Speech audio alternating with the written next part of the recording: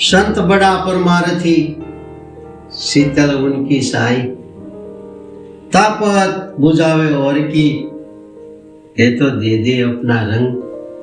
तापत बुझावे और की ये तो दे दे अपना रंग। संत बड़ा परमारथी शीतल उनकी साई। कारण के संतों जीवन परोपकारी અને પરમારથી હોય છે। કેમ કે સંતોની દ્રષ્ટિમાં દેવભાવ ના હોય, એટલે સંતોની સાયામાં શીતળતા હોય। કારણ કે તેમને પરમાત્માનું ભજન કરતા કરતા જે આત્માની અનુભૂતિ થઈ હોય, તે આત્માની અનુભૂતિનો વાણી દ્વારા સર્જન કરી અને આત્માના અનુભવના ભાવ સહજ વાણીમાં પ્રગટ કરે છે। તો તેવા જ એક મહાન સંતને આજે આપણે યાદ કરીએ, તો એ છે મહેસાણા જિલ્લાના ઉનાવા ગામે થયેલા મહાન સંત પુરુષ શ્રી શંકર મહારાજ। તો કહેવાય છે કે તેમણે વેદાંત તત્વ વિષયક અને જ્ઞાન માર્ગને ઉજાગર કરતા ઘણા પદો રચ્યા છે। તેમાંનો આ એક પદ છે। તો આ પદમાં શંકર મહારાજ પોતાના અનુભવની વાત કરે છે અને સમજાવતા કહે છે કે એક અનાદિ અનંત સૂરે મારો આવે નહીં અંતરે, કાયા સાથે કાંઈ ન લાગતું મને ભજે મોટા સંતરે। આ કાયા સાથે કાંઈ ન લાગતું મને ભજે મોટા સંતરે। એક અનાદિ અનંત સૂરે મારો આવે નહીં અંતરે। તો આ વાણીમાં કહેવાય છે કે જ્યારે શંકર મહારાજને કે નિજ સ્વરૂપનું ભાન થયું, ત્યારે એ બોલ્યા કે હું એક અનાદિ અનંત છું, મારો એટલે સનો અંત આવે નહીં। કારણ કે એક તત્વ એટલે આત્મા અનાદિનો છે, એ અજર અમર અવિનાશી છે, એટલે એને મોટા મોટા સંતો ભજે છે। કારણ કે આત્માને કાયા સાથે કાંઈ પણ લાગતું વળગતું નથી। કેમ કે દેહ જન્મે છે એટલે તે આવે છે, અને દેહ મરે છે એટલે તે જાય છે। પણ આત્મા નથી જન્મતો એટલે આત્મા મરતો નથી। કેમ કે આત્મા અજર અમર અવિનાશી છે, એટલે આત્મા તો નથી આવતો કે નથી જાતો, એ તો જેમ છે તેમ કાયમ રહે છે। કારણ કે તે સચ્ચિદાનંદ સ્વરૂપ છે। પછી બીજી કડીમાં શંકર મહારાજ કહે છે કે સચ્ચિદાનંદ સ્વરૂપ સૂરે દેહ આવે અને જાય। નામ રૂપ તણી કલ્પના કદી મારામાં ન થાય રે। નામ રૂપ તણી કલ્પના કદી મારામાં ન થાય રે। સચ્ચિદાનંદ સ્વરૂપ સૂરે દેહ આવે અને તે જાય રે। તો આમાં શંકર મહારાજનું કહેવાનું થાય છે કે મારું શુદ્ધ સ્વરૂપ તો સચ્ચિદાનંદ સ્વરૂપ છે, એટલે દેહ સાથે મારે કાંઈ પણ લેવા દેવા નથી। કારણ કે દેહ આવે છે અને જાય છે, તેથી દેહ નાશવંત છે, પણ હું સ્વયં અજર અમર અવિનાશી આત્મા સચ્ચિદાનંદ સ્વરૂપ છું। એટલે નામરૂપ ગુણ ક્રિયા કલ્પના કદી મારામાં ન થાય। કેમ કે નામરૂપ ગુણ ક્રિયા સર્વ સંસાર મિથ્યા છે।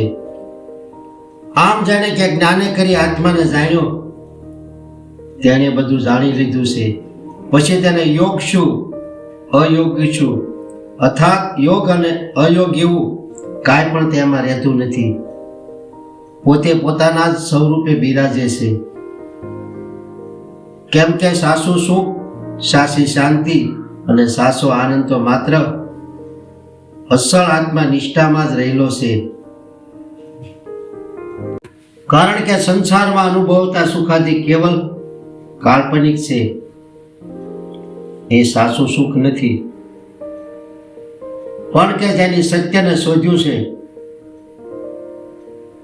તેને જ સાચું સુખ જડ્યું છે, અને તે જ નિજાનંદની મસ્તીમાં મસ્ત બની અને રહે છે.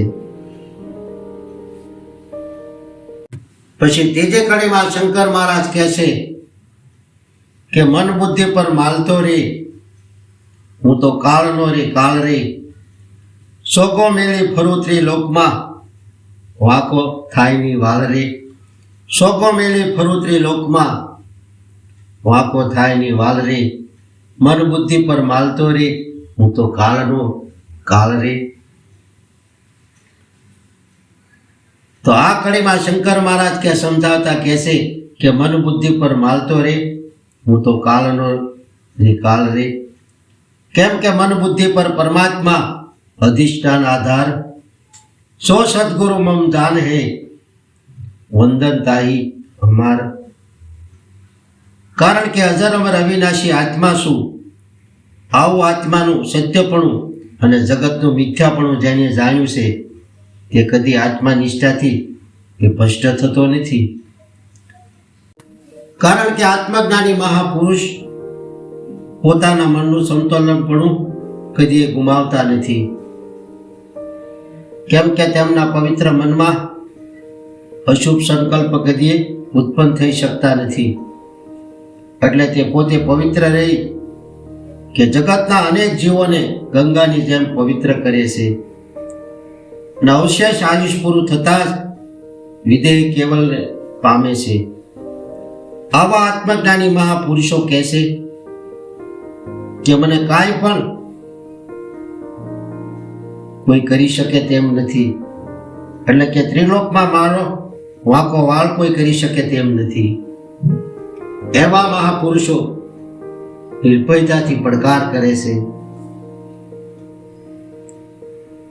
પછી ચોથે કડીમાં શંકર મહારાજ કહે છે કે અંધારું જાય ને ઉલેસતા રે, ભલે કોટી યુગ જાય રે. રાહ જોવા એ ઊભું રહે ને, જ્યારે દીવડો પ્રગટાય રે. રાહ જોવા તે ઊભું રહે ને, જ્યારે દીવડો પ્રગટાય રે. અંધારું જાય ને ઉલેસતા રે, ભલે કોટી યુગ જાય રે. તો આમાં શંકર મહારાજ સમજાવતા કહે છે કે ઘણા વર્ષો કે ઘર બંધ હોય અને બંધ ઘરમાં અંધારું હોય, અને જ્યારે કે ઘર ખોલવામાં આવે ત્યારે એની અંદર અંધારું હોય. એ અંધારાને કે હટાડવા માટે ગમે એટલા ઉપાય કરીએ તો એ અંધારું જાય નહીં. પણ કે જો અંધારામાં એક દીવડો પ્રગટાવવામાં આવે તો એ ઘણા વર્ષનું અંધારું હોય એ તે જ ક્ષણે કે અંધારું ત્યાંથી હટી જાય, અને ઘણી ભર પણ કોઈની રાહ જોયા વગર જ એ અંધારું ઊભી પૂંછડીએ ત્યાંથી ભાગી જાય છે. તેવી જ રીતે અજ્ઞાન અંધકારમાં ફસાયેલા જીવ ભલે અનંત કાળનો હોય, પણ કે જો કોઈ મહાપુરુષની કૃપા થાય અને એ કૃપા કરી અને તેમના હૃદયમાં કે જ્ઞાન રૂપી દીવડો પ્રગટાવે તો એ અજ્ઞાન રૂપી અંધારું જતું રહે, અને પછી એ મૃત્યુ પણ જડે નહીં. કેમ કે અજ્ઞાન તો આત્મજ્ઞાનના અભાવમાં રહી શકે છે. એટલે જ શંકર મહારાજ કહે છે કે ઉગ્યો સૂરજને ખોવાઈ ગઈ રાત, જાગીને જોયું તો નવી પ્રભાત. કેમ કે હું આનંદ સાગર આત્મા છું, એટલે હું નિત્ય આનંદમાં રહું છું. કારણ કે મારું સચ્ચિદાનંદ સ્વરૂપ છે, એટલે હું નિદાનંદ માં કે મસ્ત રહી અને આનંદ માણું છું. કેમ કે આત્માનો ગુણ જ આનંદ છે. પછી 5મી કડીમાં શંકર મહારાજ કહે છે કે આ તો દયા છે સદગુરુ દેવની રે, જેણે આપ્યું બ્રહ્મ જ્ઞાન રે. શંકર સમાધિમાં લીન છે, લાગ્યો આત્માનું તાન રે. શંકર સમાધિમાં લીન છે, લાગ્યો આત્માનું તાન રે. એક અનાદિ અનંત સુરે, મારો આવે નહીં અંતરે. તો આમાં શંકર મહારાજ સમજાવતા કહેશે કે આ તો દયા થઈ સદગુરુ દેવની, કે જેણે ગુરુગમ મને આપી અને કરાવ્યું મારા નિજ સ્વરૂપનું જ્ઞાન. કેમ કે સદગુરુ તત્વ અને પરમાત્મા તત્વ એક છે, કારણ કે જેનો અભાવ કોઈ ઠેકાણે નથી, એટલે તે વ્યાપક ગણાય છે. એટલે એ વ્યાપકને શોધવાના હોતા નથી, પણ તેને ઓળખવાના હોય છે. પરમાત્માની જેમ કે સદગુરુ વ્યાપક છે, એટલે તે સદગુરુએ મારી ઉપર કૃપા કરી અને મારા હૃદયમાં જ્ઞાનની જ્યોતિ પ્રગટાવી, એટલે મારા અંતર્ગતમાં અંજવાળા થયા અને મને જ્ઞાન સમાધિ લાગી ગઈ અને આત્મજ્ઞાન થયું, અને એટલે અજ્ઞાન રૂપી અંધારું મારું વયું ગયું અને હું સચ્ચિદાનંદ પદ ઓળખાયું. તો આ વિડીયો શંકર મહારાજની કૃપા રૂપી હતો. જો આ વિડીયો પસંદ પડે અને સારો લાગે તો લાઈક કરો, આ ચેનલને સબસ્ક્રાઈબ કરો અને શેર કરો. એટલે હસતા રહો, ખુશ રહો અને આનંદિત રહો.